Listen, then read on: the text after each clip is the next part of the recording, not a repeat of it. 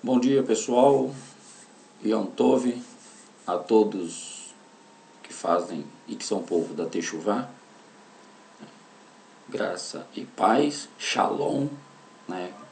Graça e paz para os cristãos, Shalom para o povo da Techuvá. Vamos continuar a porção de ontem, né? Nós paramos no iniciozinho da construção da arca e vamos tentar terminar essa porção agora pela manhã. Se não conseguimos, vamos tentar terminar em um outro vídeo. Eu entendo e compreendo, né, por uma análise minha, que alguns vídeos que eu vejo, não estou fazendo crítica nenhuma, só estou dando o meu parecer, são muito longos e ficam muito cansativos. Eu acho que um vídeo de meia hora é o bastante para você expor um assunto, explanar uma ideia, né, dar um estudo, né, compartilhar um conhecimento. Essa é a palavra mais própria, a conotação mais ideal. Compartilhar algo que alguém já compartilhou com você. Foi assim que Yeshua ensinou: fazei discípulos, né? O reino de Yeshua, ele cresce na horizontal, ele não cresce na vertical, né? Como alguns tem por aí, algumas religiões e reinos políticos, né? Ele cresce na horizontal, ou seja, todo mundo um é igual ao outro. Lembrando que quando Salomé chegou com seus 2 filhos, pediu a Yeshua que um sentasse à direita e o outro à esquerda, né? Os outros discípulos, os outros talmidim, ficaram, né, indignados. Pô, esses caras são melhores do que a gente. E Yeshua deu uma resposta brilhante, como sempre. Ele disse: olha, o reino, né, do Eterno, a realeza do Eterno, não funciona assim, né? Quem quiser ser o maior, que seja o primeiro a servir. É assim que funciona o reino eterno. Então, com essa resposta, temos a certeza que Yeshua nunca implantou religião, nunca né, fundou, né, partido, nem hierarquia, né?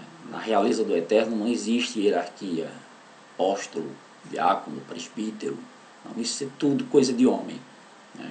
O próprio Kefa, Pedro, ele diz em sua carta, lá no capítulo 2, ele diz assim: olha, eu sou apenas um ancião, um velho, né?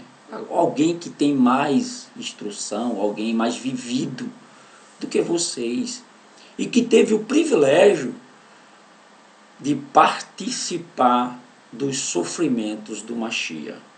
Ele se sentia orgulhoso disso.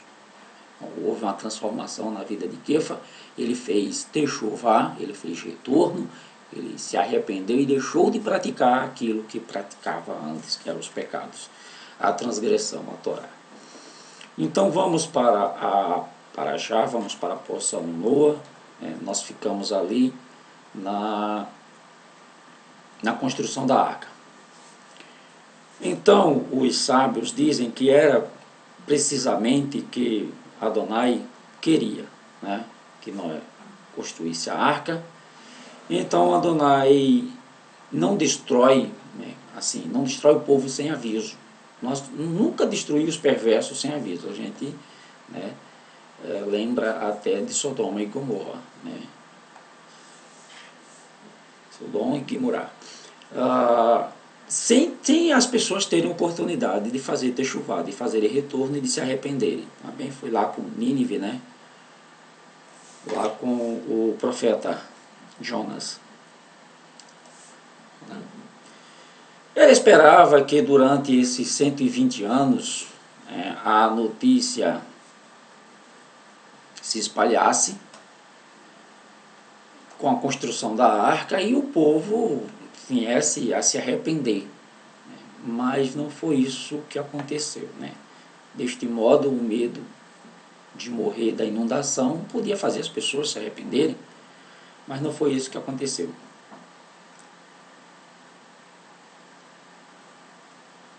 Noé pensa: para me salvar do dilúvio de Adonai, né, que Adonai vai mandar sobre a terra.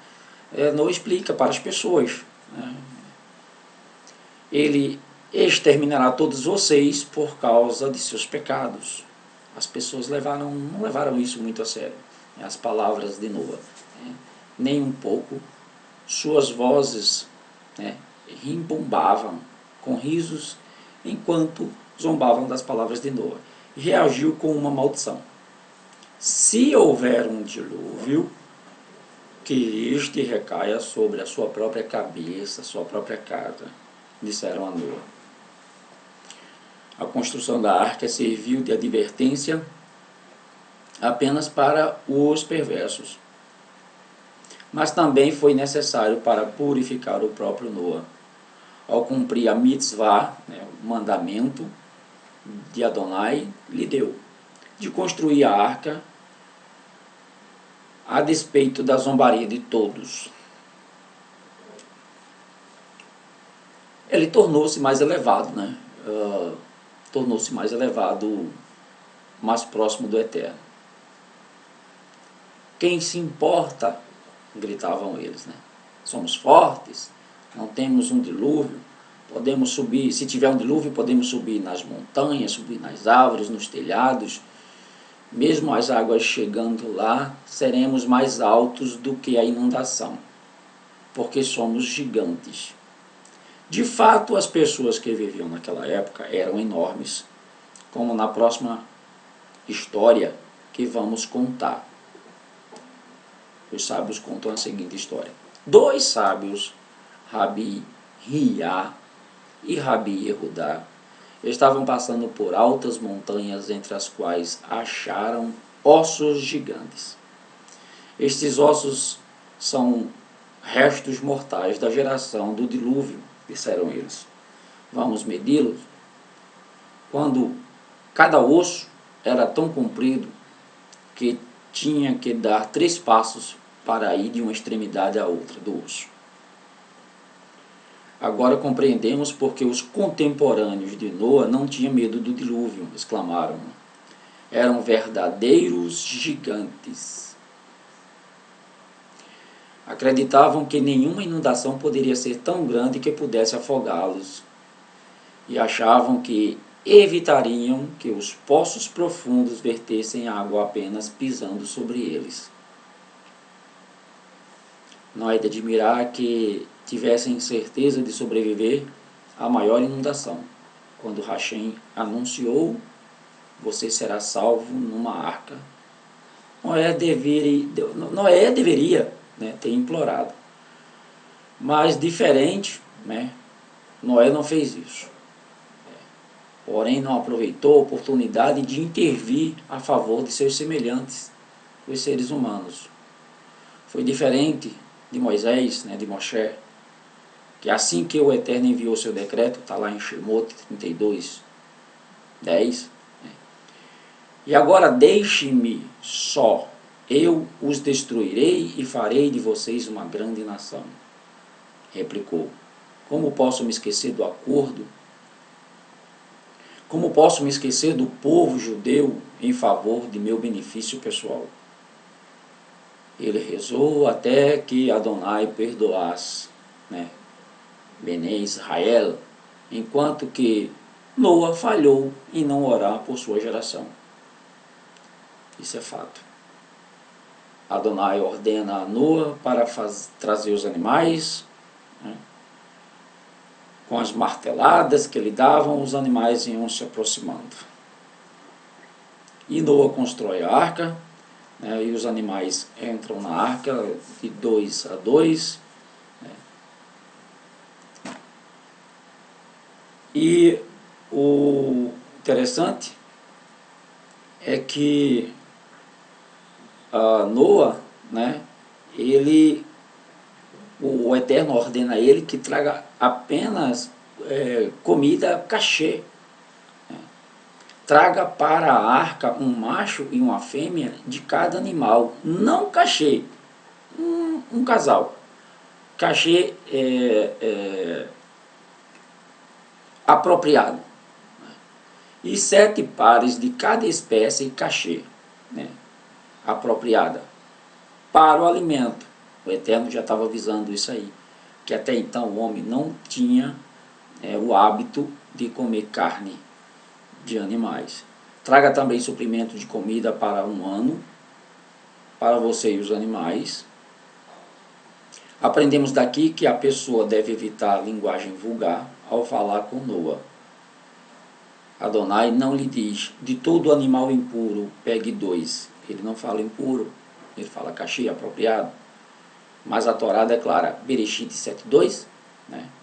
E dos animais que não são puros, evitando o termo impuro, isto uma lição para a pessoa sempre se expressar de maneira refinada, evitando expressões vulgares.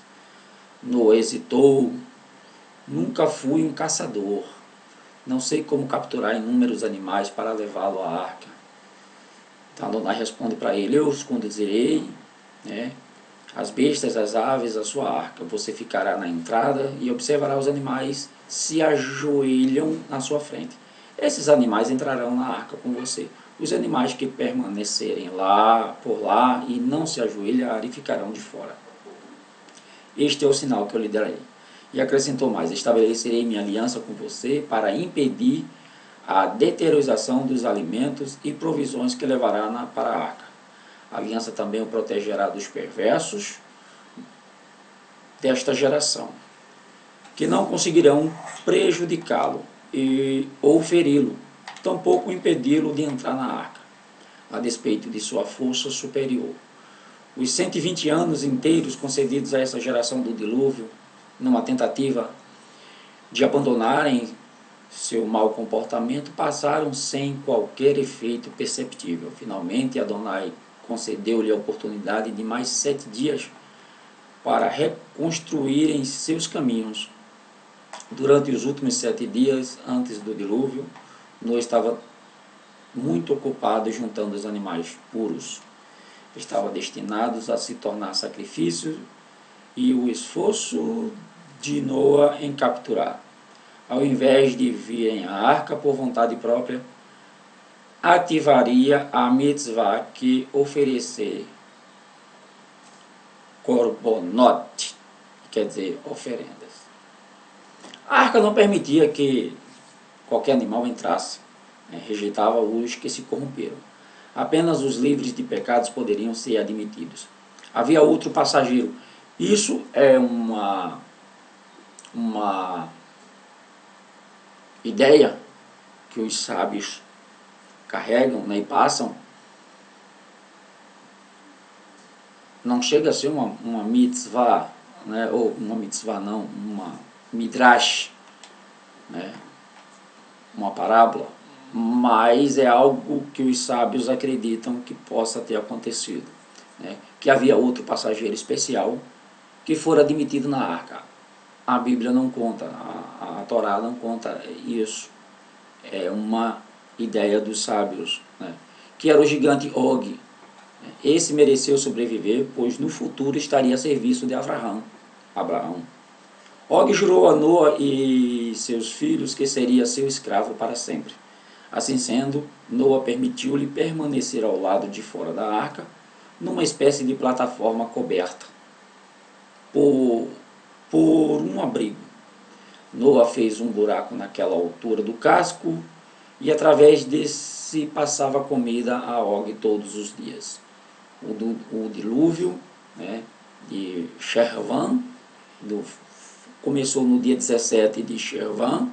Shervan fica por ali entre setembro e outubro, né, de 1656. A chuva começou a cair. A princípio eram gotinhas, caíam gentilmente gotinhas, né? Se o povo tivesse levado esta advertência a sério, a chuva poderia ter se tornado numa chuva prazerosa e abençoada. Adonai ordenou a Noa e sua família que entrasse na arca.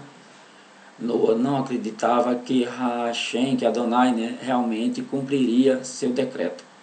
Passava por Adonai ainda demonstraria misericórdia, achava que Adonai demonstraria misericórdia e não cumpriria o seu decreto.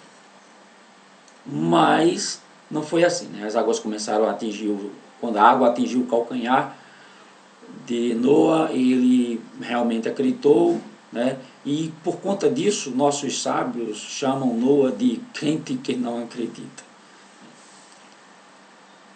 Por aí. O sinal do arco-íris era a permissão de comer carne, né?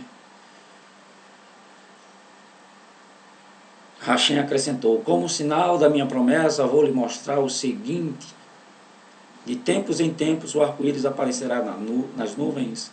Será o sinal de que me lembro da promessa de não trazer outra inundação. Por isso, sempre que vemos um arco-íris, pronunciamos a bênção. Baruch, Zoher, Haberit, Veneman.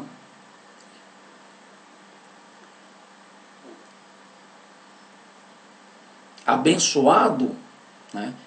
Vou ler de novo. Baruch, Zoher, Haberit, Veneman, Bebrito, Vekayam, Bemamorou. Abençoado és tu, Hashem, abençoado és tu, eterno Adonai, né?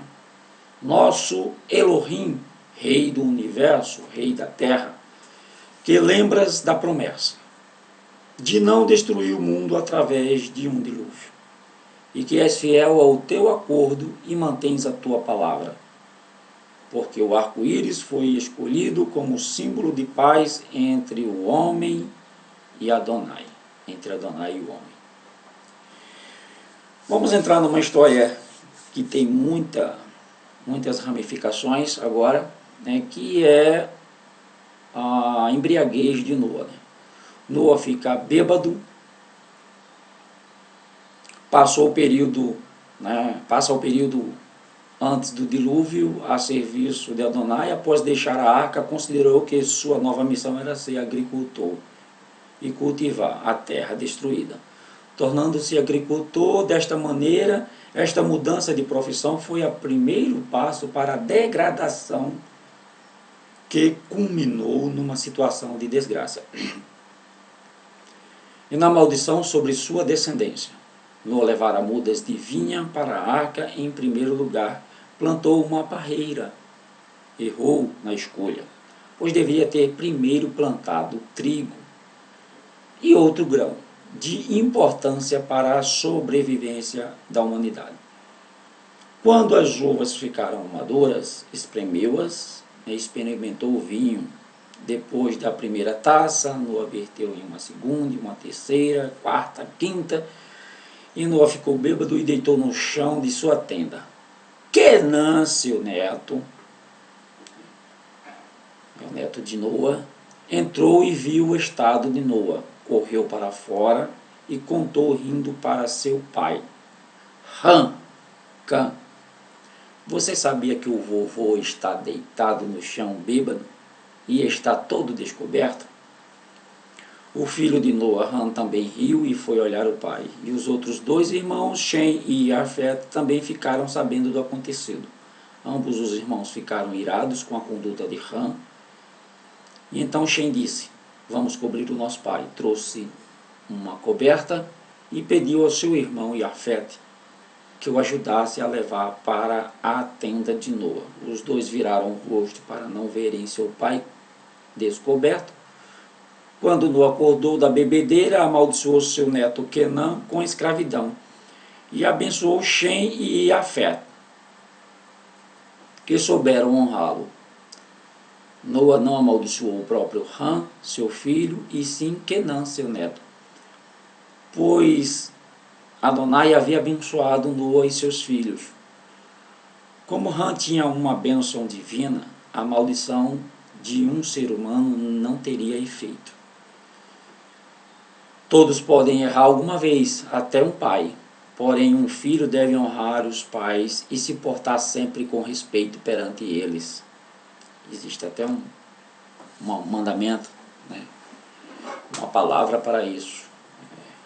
Uma das 10 palavras, né, que chamam de mandamentos. 10 pronunciamentos, um dos 10 pronunciamentos, né?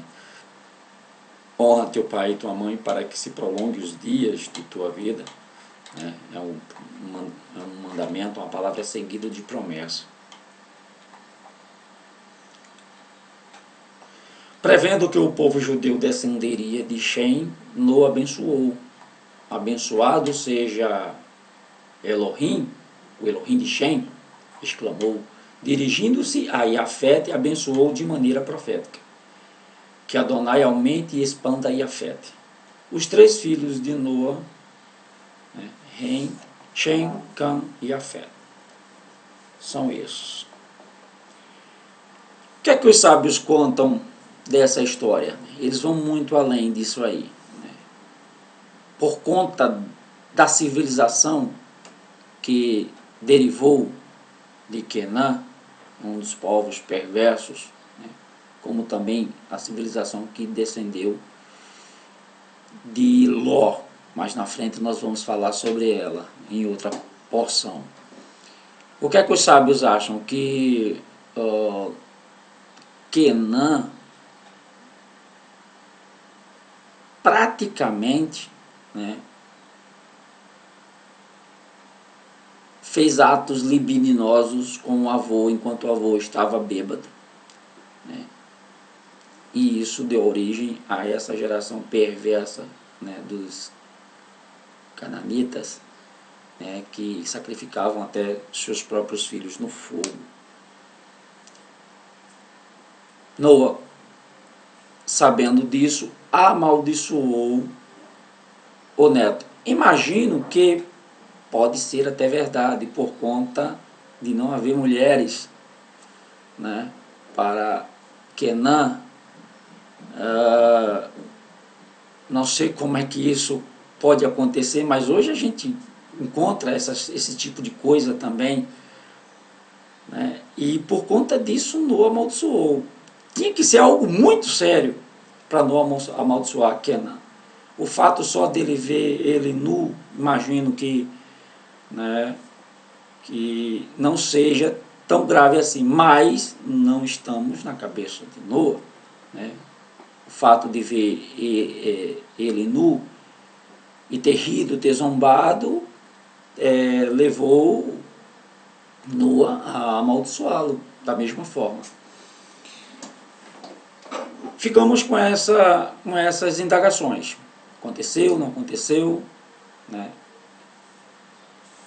Isso só o Eterno sabe, não é contado, né?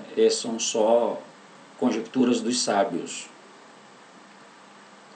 Depois do dilúvio, Noa ainda viveu para ver seus 3 filhos multiplicarem em 70 nações e o mundo povoado.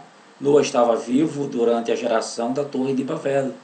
Ainda conheceu Abraão, transmitindo-lhe informações e testemunho de primeira mão sobre o dilúvio. A Torre de Babel, somente 300 anos tinha se passado após o dilúvio, quando as pessoas perversas decidiram novamente se revoltar contra Adonai. O líder daquela geração, né, chama-se Nimrod, né, um monarca poderoso e forte.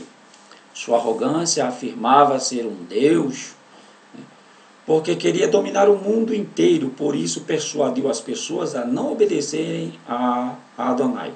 Nimrod foi o primeiro a fazer uso da permissão de comer carne animal, que costumava caçar com lanças e flechas. Logo, sua fama como inigualável caçador, cujas armas jamais erravam o alvo, se espalhou. Tornou-se o assunto da época. A verdadeira chave para seu sucesso nas caçadas, contudo, estava muito bem guardada de qualquer pessoa. Ao deixar a arca, Noa trouxe dentre suas posses, muito bem preservado, as preciosas roupas celestiais que Adonai fizera para Adão. Ram, filho de Noa, roubou-as e as passou secretamente a seu filho Cush, que por sua vez deu ao mais amado de seus filhos, Nirode. As vestes de Adão permitiam que o portador subjugasse qualquer animal. As feras caíam sempre que Nirode, vestindo as roupas de Adão, sacava seu arco e flecha. Fica meio místico aqui essa história, né? Mas os sábios acreditam que isso possa ter acontecido. Mas as pessoas da sua geração atribuíam tal sucesso à sua força e perícia. Fica mais parecendo desenho animado, né, essa história. Nirode sugeriu: vamos construir uma cidade onde viveremos juntos, todos juntos no meio dela. Ergueremos uma torre bem alta. A ideia foi concebida com entusiasmo. A geração de Nirode estava familiarizada com a história do dilúvio e vivia com temor que algo similar ocorresse. Portanto, queria instalar-se junto a um local seguro e encontraram um vale na terra de Bavel, grande o suficiente para abrigar a todos. Uma parte da população tinha em mente que, no caso de outro dilúvio, subiremos ao topo da torre e a água não nos alcançará. Outro grupo dizia: faremos um monte para nós. Pretendia utilizar o topo da torre como local para adorar ídolos. Um terceiro grupo declarava: não é direito que apenas Adonai esteja de posse das esferas superiores, limitando nosso domínio ao mundo inferior. Colocaremos um ídolo no topo da torre, uma espada na mão e mostraremos a Adonai que declaramos guerra contra ele. Assim os três grupos tinham em mente se estabelecer contra Adonai. Porém, havia mais um segmento, o quarto, né, ainda pior, negando completamente a existência de Adonai. Tinha uma explicação racional para todo o fenômeno do universo, da Terra. E explicavam que o dilúvio, analisado cientificamente, astrologicamente, era um fenômeno natural. Declararam uma vez a cada 1656 anos, o período compreendido entre a criação do mundo e o dilúvio, os céus estremecem, causando uma inundação para impedir. Para impedir isso, né, os céus de implodirem novamente, devemos tomar precauções construindo suportes no norte, no sul, oeste. O primeiro pilar será esta torre a oeste. Ou seja, isso nos dá mais uma alusão, ou mais uma prova, que a Terra é plana, que nós temos uma abóbada em cima da Terra, o domo, né, o que a gente chama de domo, o espelho fundido, como está lá na Torá, e que, como é que você enche um aquário? Né, quando não tem vazamento dos lados, né? Abriu-se as janelas do céu, a água caiu, a água que foi separada, né, que está acima do domo e água embaixo do domo, essa água que foi separada, ela caiu e encheu, depois ela desceu, porque a água volta, desce, tem esse ciclo. Na Terra plana a gente explica isso, tem esse ciclo. E aqui eles nos dão mais uma prova, né, que esse domo existe e ele é real, porque eles queriam construir pilares que fossem até o domo, até o céu, para que o domo não estremecesse e não viesse a abrir de novo e jorrar água. O que é que a gente tira de sabedoria disso aqui, né? De conhecimento? Nirode, ele foi um homem que casou com a própria mãe depois. A mãe o adorou tanto que eu vou terminar esse vídeo com a história de Nirode, né, porque o tempo já passou ali, e num próximo vídeo a gente vai falar do personagem, né, que eu gosto muito, que é Avraham. Avraham, ele é muito engraçado né, naquilo que ele faz, por conta que Abraham, ele foi um cara que estudou, né, o comportamento, digamos assim, para mim foi o primeiro antropólogo que existiu na face da Terra. Mas, concluindo aqui o pensamento de Nimrod, né? Nimrod, ele era grande caçador, a palavra diz que ele, né, se levantou como grande caçador diante de Adonai, diante do Eterno. Essa história da capa pode ser verdade, pode não ser, é muito místico, eu fico de fora disso aí, né? Para mim, ele tinha perícia.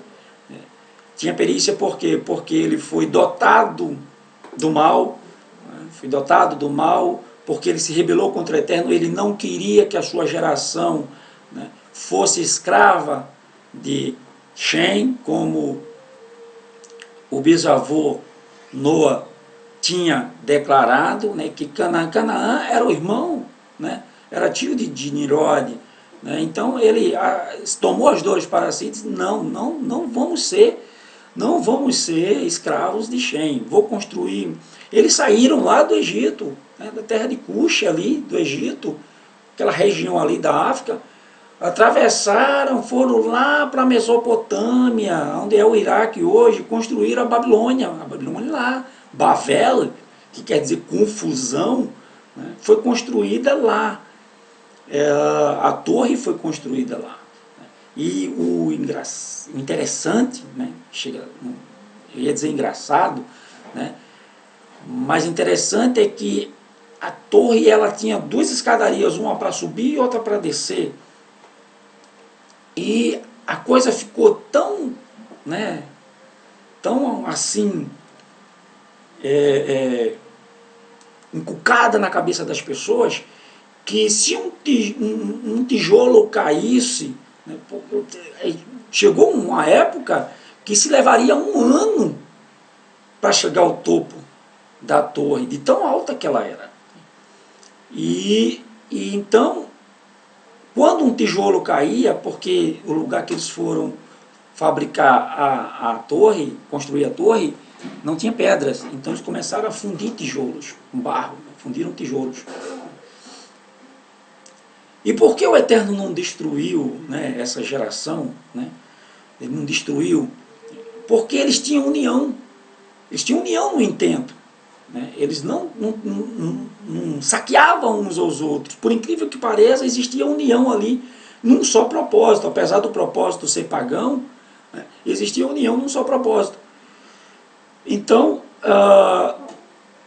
Nimrod, ele foi o cara que criou a religião, o dinheiro e o poder, que são os três pilares que hoje governam o mundo, né?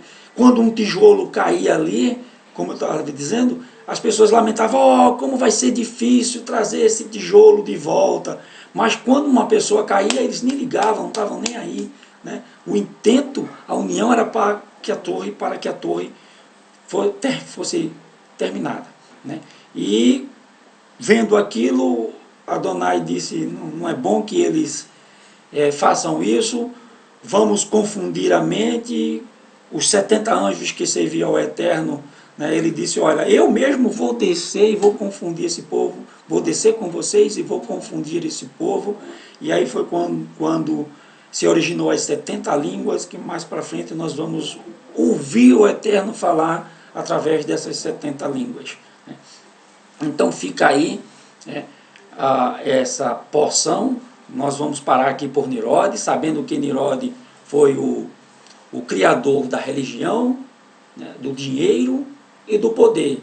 Sem a religião, dinheiro e poder não funciona.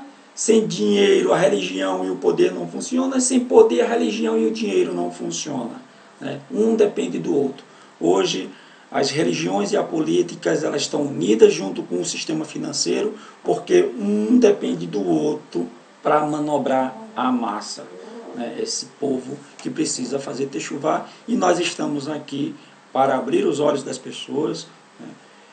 Mostrar que a palavra do Eterno, a Torá, ela é verdadeira, ela é real e ela é eterna, né? Vamos terminar por aqui. Nimrod foi esse homem, ele casou com a mãe depois, né, com Semíramis, né, e teve depois o seu filho, né, e aí foi a primeira trindade constituída no mundo. Essa história de trindade começou lá em Nimrod. Nós vemos várias estátuas de Semíramis segurando o seu filho. Bom, vamos terminar aqui. No próximo vídeo nós vamos falar de Avraham, ainda, né, nessa paraxá, na porção Noa. E a parte de Avraham, ela tem muita midrash, é muito boa. Nós vamos ficar bem sabido, né, dessa porção, né? Vai ser muito boa. Um bom dia, né, para todos, que a graça do Eterno esteja com todos nós. Amém. Elohim Meleneman, Elohim é Rei Fiel.